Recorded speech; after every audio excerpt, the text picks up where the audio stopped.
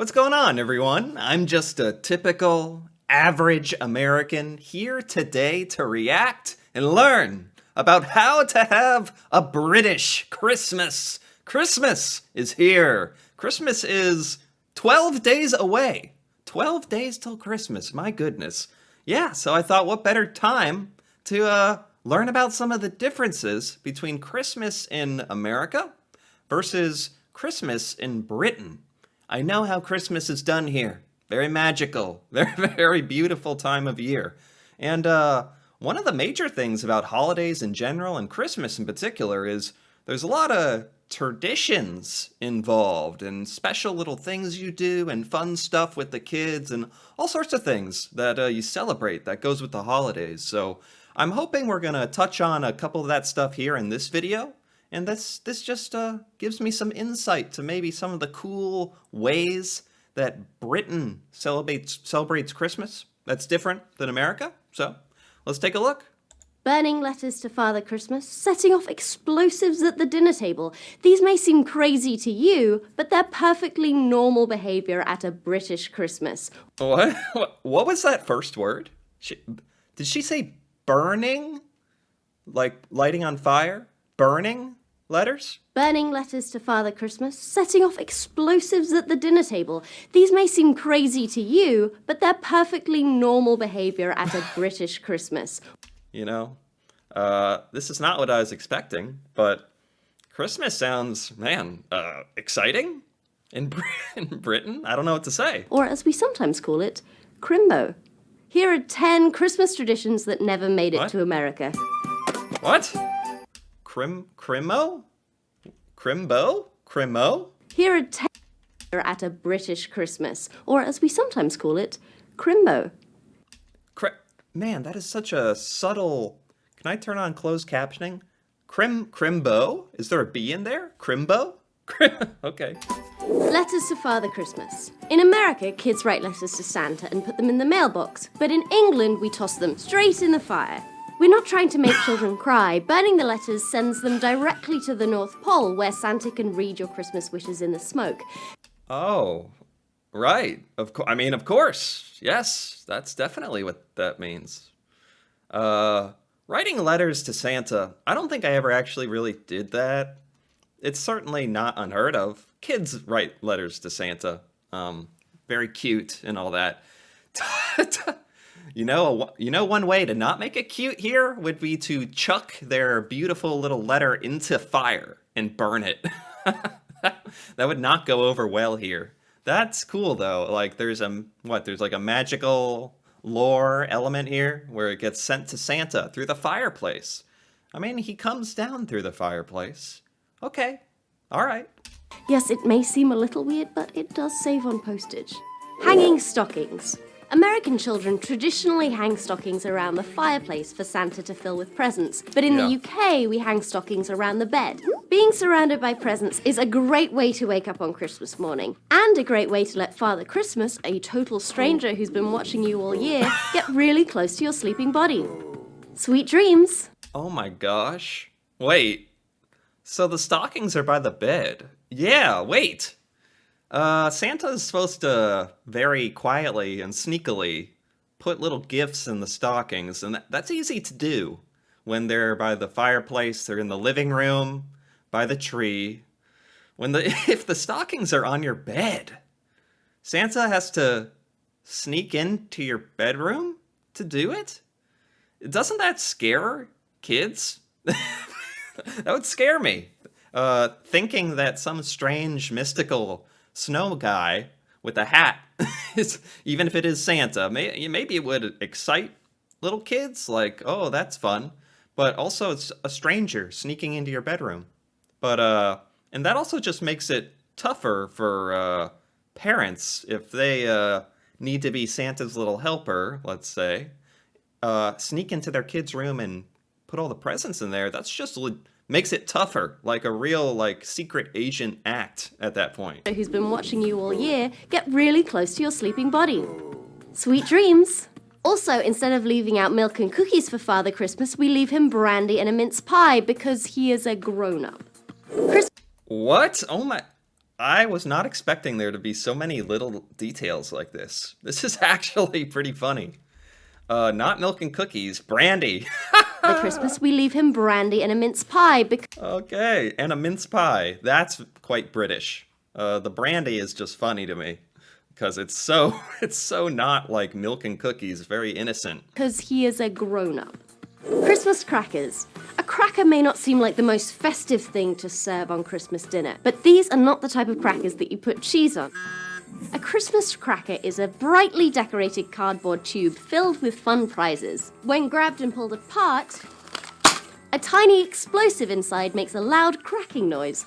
Hence, Whoa, this is like a firecracker? What? What? I've never heard of this. This is like fun. You know what? I like this one. This is just fun. Kind of violent. Kind of weird. It's like a little firecracker package that... What comes out of it again? a tiny explosive inside makes a loud cracking noise, hence the name. Inside the cracker is usually a cheesy plastic prize, a paper crown, and a terrible joke. Why are ghosts so bad at lying? Because you can see right through them. Okay, so these crackers, which are not crackers you eat, they're like firecrackers, as we would call them. The contents of them is not that exciting. Actually, it's downright boring and cheesy. But the actual act of getting to pull it open and blow it up, that seems like the fun part. So it's still pretty cool. I'm so sorry. Christmas hats. Inside the Christmas cracker are colourful paper hats that it is absolutely mandatory to wear. In fact, 90% of Christmas arguments stem from trying to make your grumpiest relative put their paper crown on. The other 10% comes from playing Monopoly because there are some Christmas traditions that we share. Wait, so the crackers are for everyone? And everyone gets a little paper hat? What is the paper hat for? Ah, you know what? Who cares? Paper hat. Fun. Okay, it's for fun. Unfortunately. Christmas dinner. A British Christmas dinner is just as big a feast as an American one. The main Okay. dish is usually roast turkey, often surrounded by bacon-wrapped chipolatas, which are mini pork sausages. Bacon-wrapped miniature pork sausages. Now, that's a tradition that you Americans should get behind. We serve the turkey with roast potatoes and veggies, traditionally Brussels sprouts, which are gross, but it's tradition, so we eat them anyway.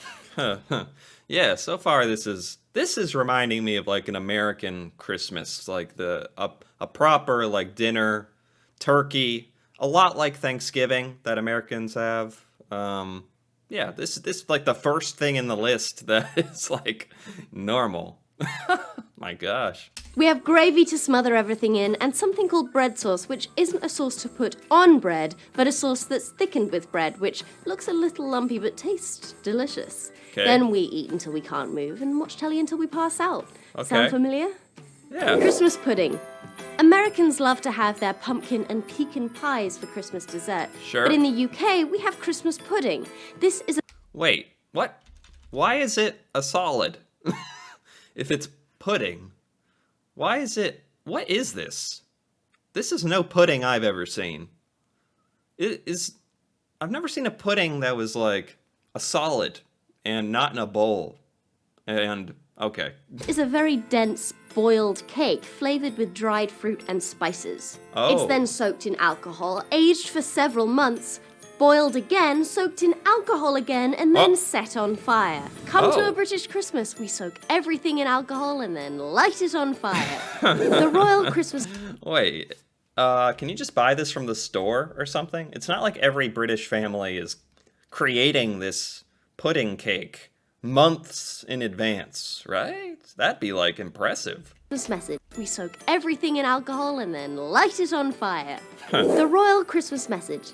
That's right, every Christmas Day, Her Majesty the Queen gives a holiday speech reflecting on the events of the past year. We all sit around Oh. pretending to pay attention but secretly carrying on with whatever it was we were doing before.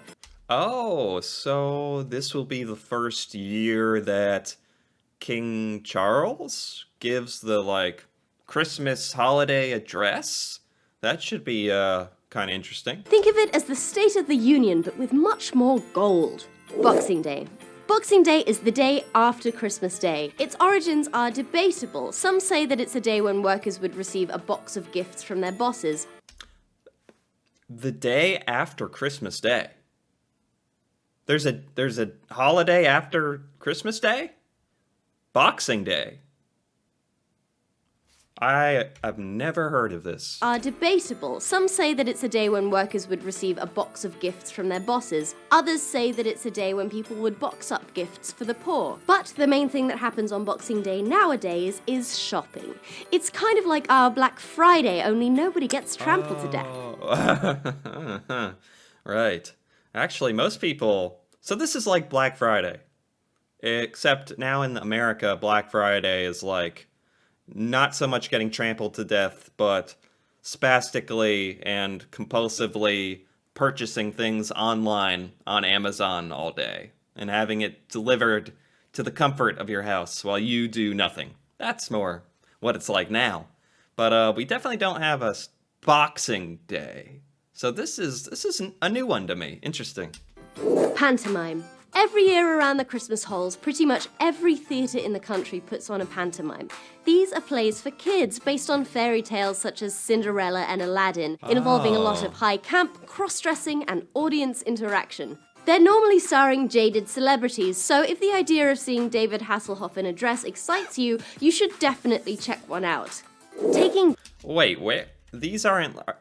I thought this was like a local theater thing. This is like on TV or something, or... Fairy tales. Every theatre in the country puts... No, every theater in the country does it. Wait. Pantomime. Every year around the Christmas halls, pretty much every theatre in the country puts on a pantomime. Theater as in, like with a stage and a live performance? These are plays for kids based on fairy tales such as Cinderella and Aladdin. So they are plays. But how are there celebrities there if this is happening everywhere? Involving a lot of high camp, cross-dressing, and audience interaction. They're normally starring jaded celebrities, so if the idea of seeing David Hasselhoff in a dress excites you, you should definitely check one out. Okay. Taking down the Christmas tree.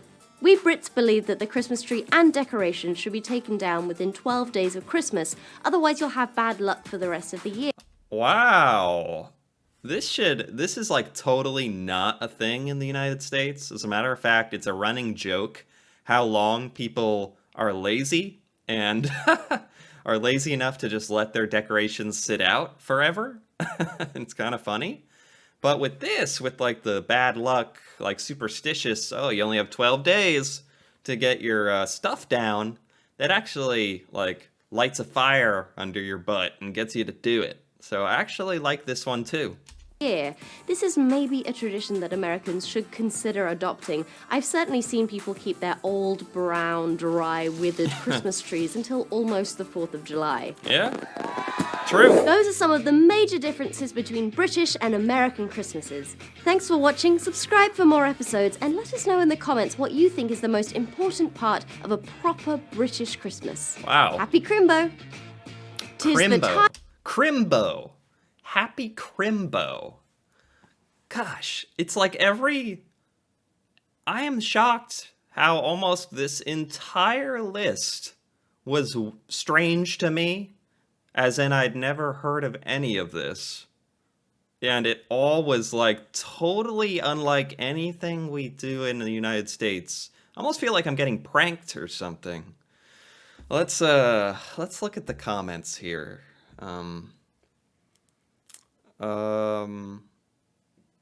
Soaked in alcohol. Oh, the pudding cake. Possibly the best description of Christmas pudding I've ever heard. Soaked in alcohol, aged for a month, boiled again, soaked in alcohol, set on fire. Yeah. Again, it sounds made up to me, but apparently people do this in Britain. Oh, the Doctor Who Christmas special is a staple. Cool. My sister was so scared of Santa coming in her bedroom. Yeah. So we hung the stocking outside her door. Yeah. Seriously. Santa's sneaking into your room to, admittedly to like give you precious, generous gifts in your stocking. So it's nice, but also kind of terrifying in a way. Maybe not.